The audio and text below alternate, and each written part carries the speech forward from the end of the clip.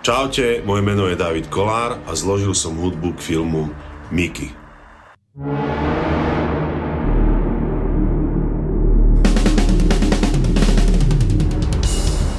Prvá veľká hudba, ktorá sa vo filme ozve, je vlastne v scénke, kedy Mickeymu sa snaží na parkovisku nejaký chlapík ukradnúť svetlo. A v tejto scénke chcel Jakub Kroner, režisér filmu Mickey, aby sme použili akustické bicie, pretože ho veľmi inšpiroval soundtrack filmu k rozprávke Spider-Man, to je tá posledná aktuálna. Veľmi sofistikovane v tomto filme experimentovali s perkusívnymi nástrojmi, s bicimi, dokonca ich nahrávali vypálili ich na vinyl a s vinylami sa ešte hrali s týmito zvukmi. A mňa vtedy napadlo, že mám kamaráta v Maďarsku, ktorý sa volá Gergo Borlaj. A Gergo je naozajstný Mozart na bicích nástrojov. Tak sme ho použili do tejto scénky, kde... Vieš, kto som? Vieš, kto som? Mikuláš Černák osobne. Zlotečko. Hráči sa Sajkova. Hej! Čo?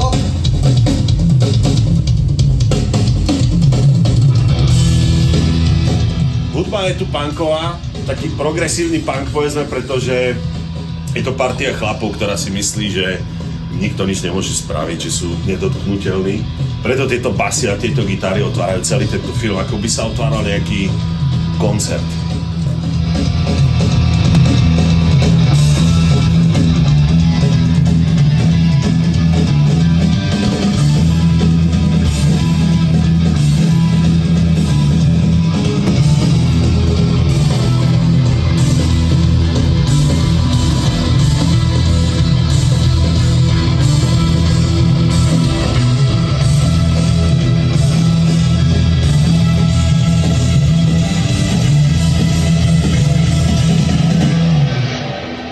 Záverečná grafika.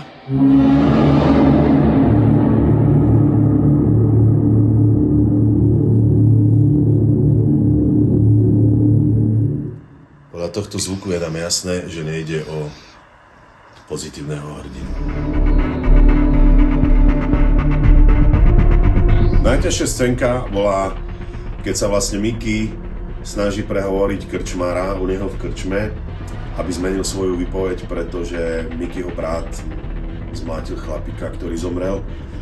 A Mickey si verí, že to vybaví, je z neho cítiť sebavedomie.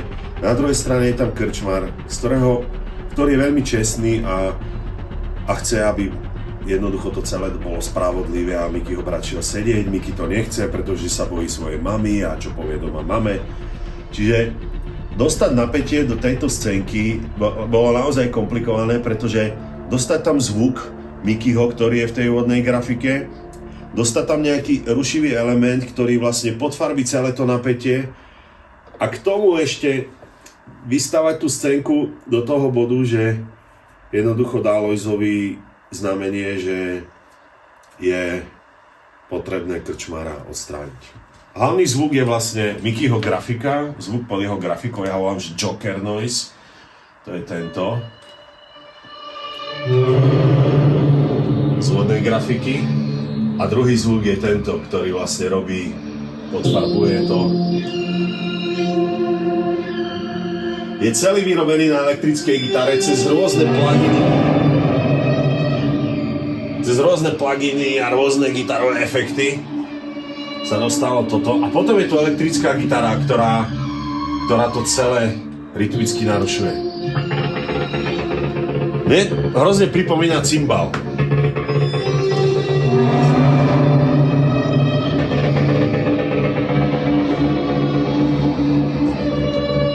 To je vlastne celá muzika.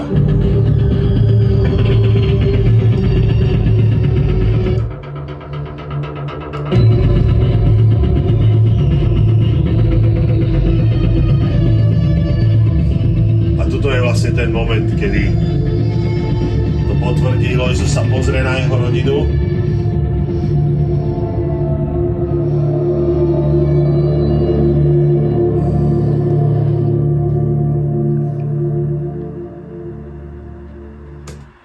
Kopec takejto muziky znie na prvý pohľad veľmi jednoducho, keď si niekto pustí soundtrack alebo alebo pozerá filmy, aký muzika tam povie, ježiš, ve tam dokopy nič nie je.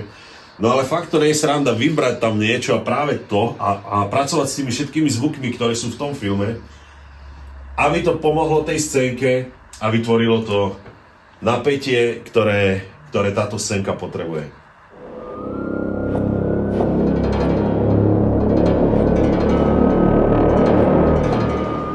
Ďalšia zaujímavá vec je vlastne práca s cymbalom, pretože je to predsa len film o slovenských mafiánoch, tak som si povedal, že tam použijem cymbal, ale nechcel som ho použiť tak úplne prvoplánovo, tak som ho prehnal cez rôzne arpeggiátory a znie takto. Je to pri scénke v posilovni a je tam vlastne priznaný ten cymbal, ale aj tá moderná technológia, s ktorou sa dá dnes pracovať.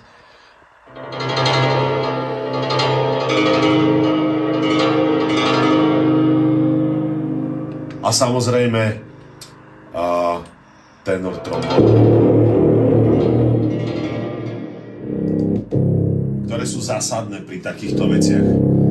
Je ich vlastne počuť prvýkrát, keď Mickey mu vybuchne granát pri dome a pri všetkých takýchto jeho scénkach, kde má nervy a mlatia niekoho alebo sa chce niekomu pomstiť, tak som pracoval s týmito tenor trombónami a s cymbalmi.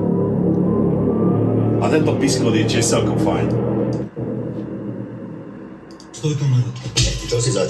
Čo som ja zač? Čo si kurva ty zač? Vám.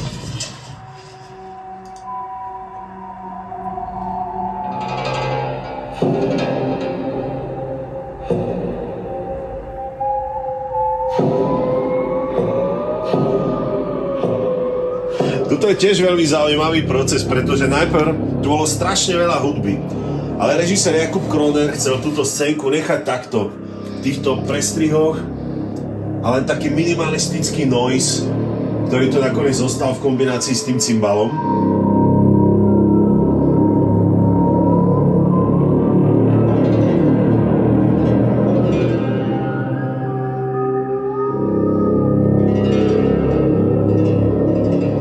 Musím povedať, že to funguje naozaj dobre.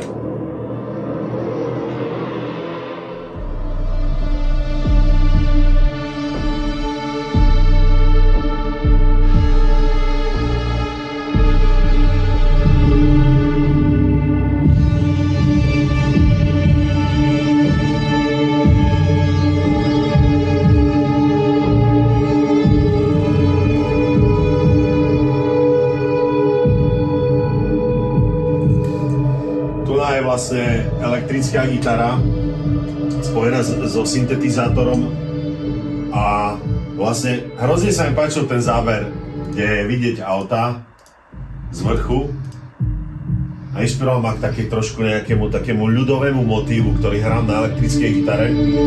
Myslím si, že to perfektne opisuje tú scenériu a vlastne, že ide o mafiánov u nás, v našej krajine.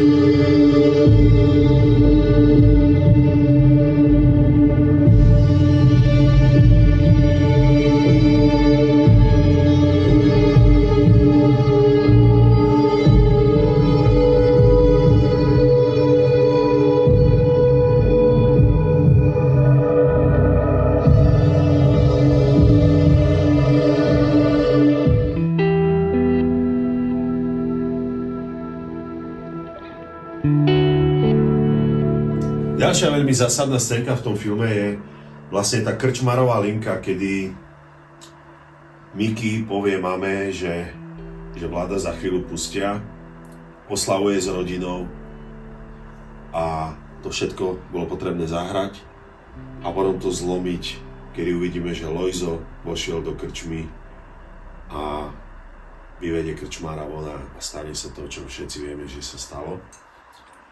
Tak je to vlastne, toto je ten moment, kedy Mickey vychádza na rodinný dvor. Tá hudba je pozitívna.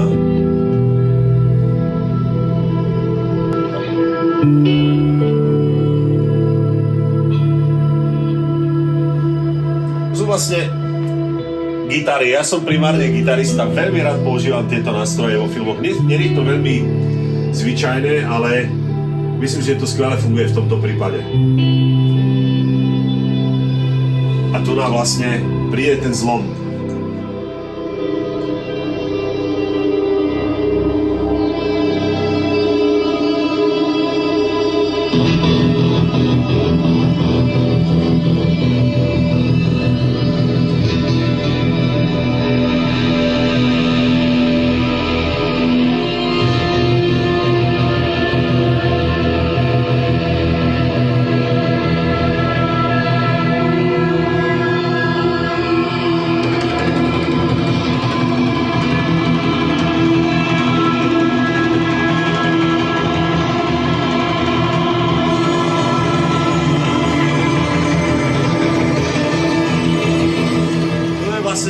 Kvantum gitarových zvukov, kvantum, ktoré stávajú tú scénku.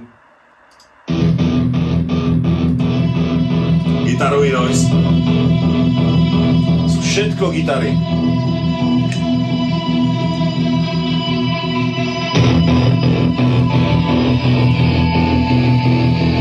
Všetko gitary.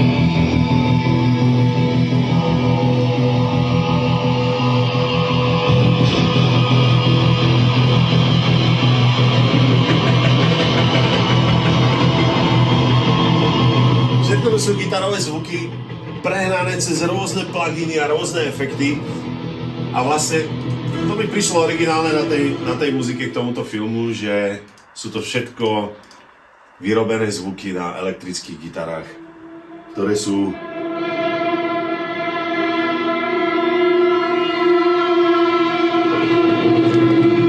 hrané týmto ibolom.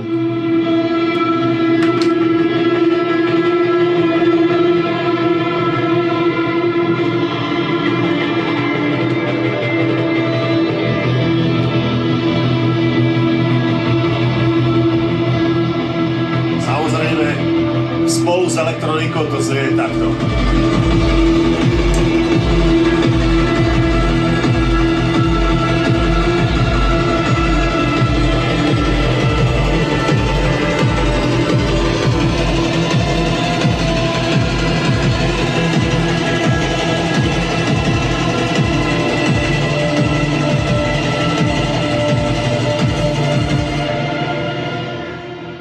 Je tu vlastne široká škála týchto zvukov gitarových, ktoré sú presne keď sme sedeli v aute.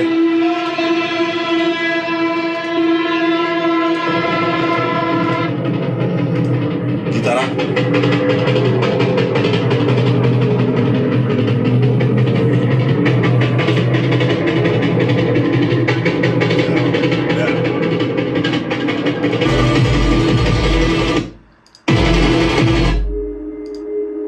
Všetky zvuky z filmu.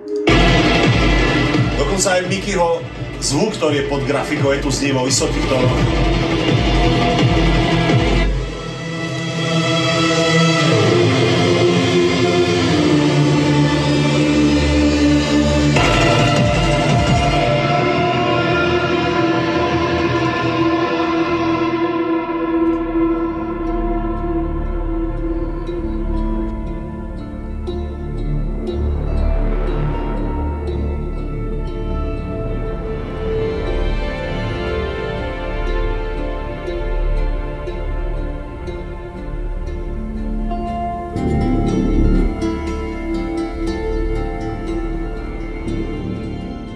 Ďalšou výzvou bola scénka, kedy Mickey objaví telo svojho brata, ktorý zomrel pri autonehode. Veľmi zle to prežíva. Musí to ísť povedať matke, ktorá má oboch synov veľmi rada a Mickey vie, že to jeho máme zlomí srdce. A zároveň je pred pohrebom so svojou manželkou v kuchyni. Je to hudba, ktorá sa skladá z niekoľkých častí. Použil som pri nej nástroj Ron Rocco, ktorý mi kúpil môj kamarát Marek Sálka. Vlastne tento nástroj robí takéto plynutie času.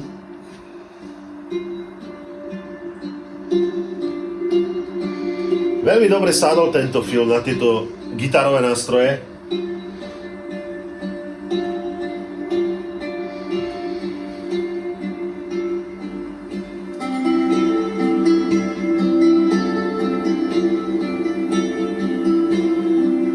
samozrejme s inými gitarami.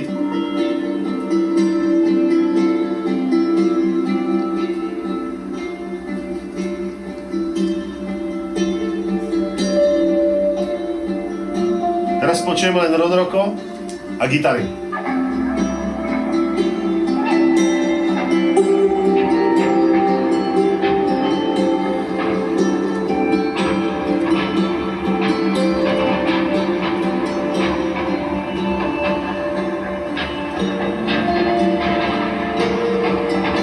Tu nás sa ten moment láme.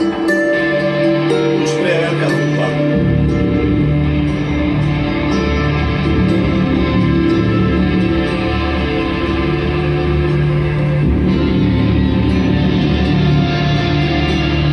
Celý čas vlastne pri Mikim pracujem s tým noizom, s tým zvukom, ktorý bol v tej úvodnej grafike Červenej Miky. On sa tu všelijak prelieva celý film.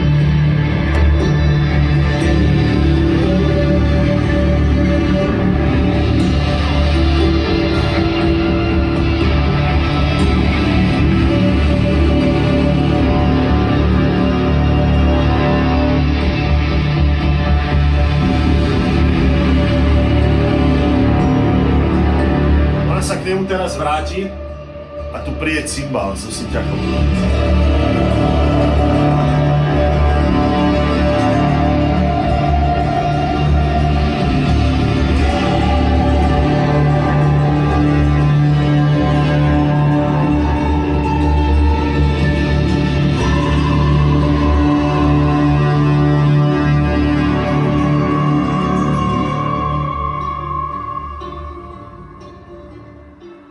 Tu našla vo filme iná scénka, je tu scénka v kostole a tá hudba stále plynie ešte v tom kostole.